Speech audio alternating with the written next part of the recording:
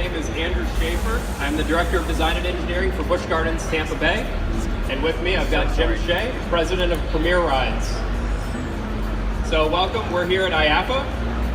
And this morning, we're going to be talking to you about Florida's tallest thrill ride, or launch coaster actually, Tigris. So Tigris is a triple launch steel coaster. It's going to be Florida's tallest, and it's going to be the best ride at Busch Gardens. So Busch Gardens is known for some of the world's best roller coasters, and Tigris is going to add to that portfolio.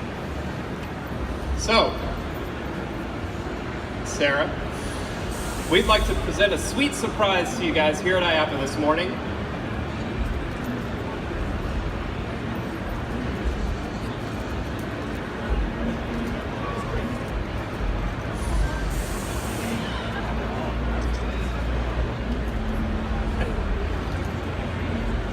So we've got a Tigris ride car cake that we've brought here today. So Tigris is definitely going to be taking the cake at Busch Gardens in 2019.